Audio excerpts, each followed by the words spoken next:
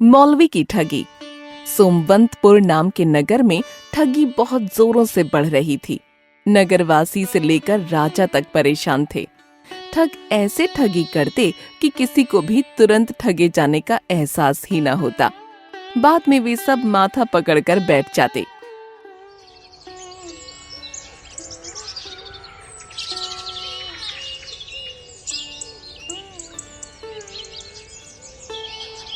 इन सब से परेशान राजा भानु सिंह ने अपने सलाहकार दीनानाथ को बुलाया और उनसे कहने लगे, दीनानाथ, मैंने सभी पैंतरे आजमा लिए, लेकिन ठगी को ना रोक सका।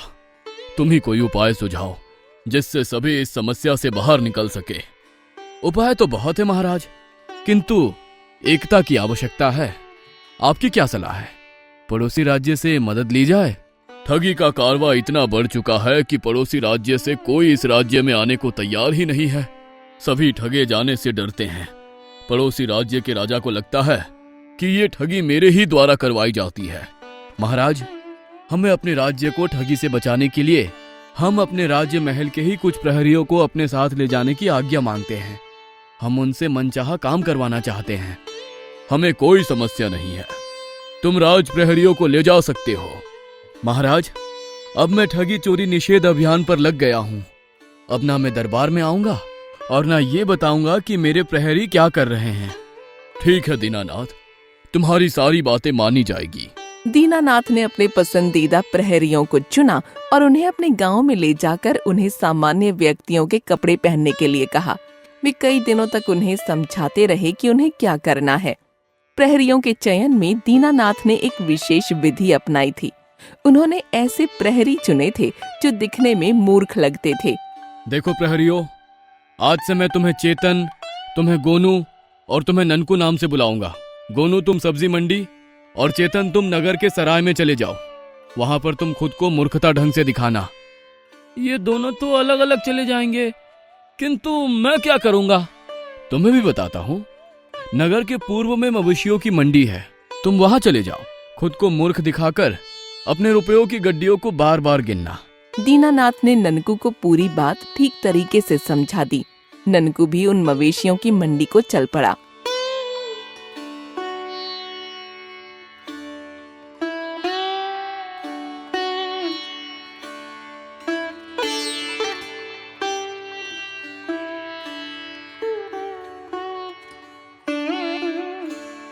वहां पहुंचकर मवेशियों के मालिक से उनके दाम पूछता और अपने रुपयों की गड्डियों को बार बार गिनता। अरे भाई, ये बैल कितने का बेच रहे हो? 700 रुपए जोड़ी। शायद इतने रुपए नहीं है मेरे पास। चलो चलो आगे बढ़ो, लेना ना देना आ गए दिमाग चाटने। सब जगह पर घूम घाम कर ननकू एक जगह पर खड़ा हो गया और फिर से पैसे गिनने लगा। तो उसने महसूस किया कि 2-3 लोग उसके आसपास खड़े हैं जो उसे देख रहे हैं। उनमें से एक मौलवी के लिबास में खड़ा था। ये लोग मुझे देख रहे हैं, मुझे इन रुपयों को ले जाकर कोई मवेशी खरीद लेना चाहिए।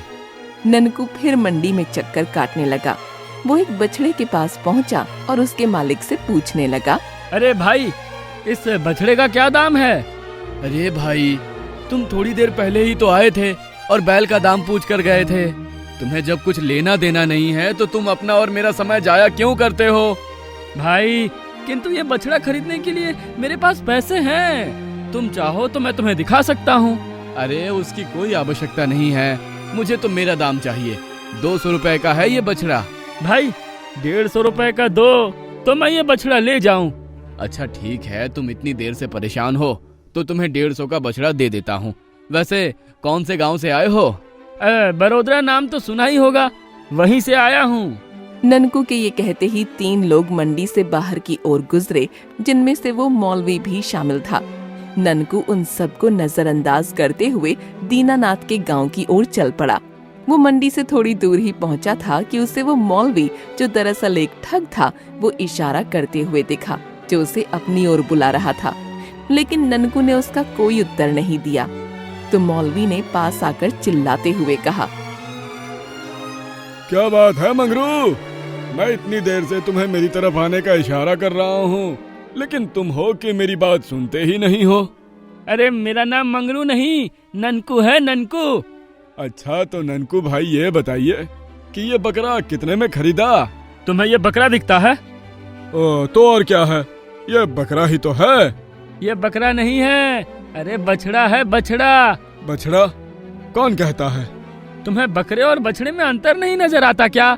ये बछड़ा है। अरे क्या मेरे पास आंखें नहीं है? मुझे मूर्ख क्यों बना रहे हो? दोनों बहस कर ही रहे थे कि वहाँ एक व्यक्ति और आ गया और कहने लगा, अरे क्या हुआ? इतनी जोर जोर से क्यों चीख रहे हो तुम दोनों? अरे ये आदमी मेरे बछड़े को बकरा बता रहा है। हैं? बछड़ा? कहाँ से बछड़ा लगता है तुम्हें ये? अरे मेरे साथ ये बछड़ा ही तो चल रहा है। अच्छा मजाक कर लेते हो भाई। ये बछड़ा ही तो है, क्यों मुझे परेशान कर रहे हो? जाओ अपना रास्ता नापो। वो सब खड़े ही थे कि तब तक वहाँ एक और व्यक्ति आ गया। ननकू ने उन्हें देखा तो उसे तुरंत याद आ गया कि वो सभी मंडी वाले व्यक्ति ही हैं। वैसे बकरा बहुत मस्त है, बेचोगे इसे? बताओ कितने में बेचोगे? मुझे पसंद आ गया है, बहुत शानदार बकरा है। अरे भाई तुम तो बछड़ा खरीदने गए थे और बकरा खरीद लाए, तब तो ये तुम्हारे किसी काम का नहीं है। तुम्हें तो खुश होना चाहिए कि जो तुम्हारे किसी काम का नहीं उसका खरीदार तुम्हें रास्ते में ही मिल गया। हाँ, जितने में लाए हो उतनी रकम हम तुम्हें दे देंगे। तो बताओ बताओ कितने में खरीदा था? 150 में खरीदा था। 150 में? यानी 150 रुपए? हाँ। अरे मेरे भाई, 1 5 और 0 रुपए में 1 और 5 का तो मतलब है, मगर हिसाब किताब में 0 का तो कोई मतलब ही नहीं होता है। बताओ होता है क्या? हाँ, मतलब तो नहीं होता। तो 1 5 0 में से 0 हटा दो तो बचे 1 और 5 यानी 15 रुपए। ये लो 15 रुपए। वो ठग जो मौलवी के रूप में था, उन्होंने ननकू को 15 रुपए दिए और उससे बछड़ा लेकर चले गए। ननकू दीनानाथ के घर जा पहुंचा और दीनानाथ को सारा किस्सा सुनाया। तुमने बहुत बुद्धिमानी से काम किया है, मैं ऐसा ही काम चाहता था।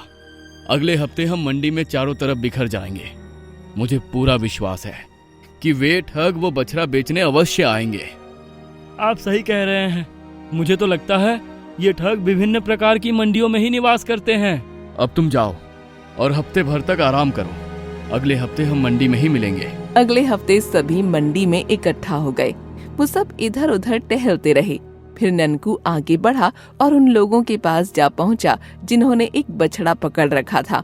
अरे वाह, मवेशी तो बहुत अच्छा है। उन सभी ने शायद ननकू को पहचान लिया था, लेकिन वो जानबूझकर अनजान बन रहे थे। उनमें से एक मौलवी के रूप में था।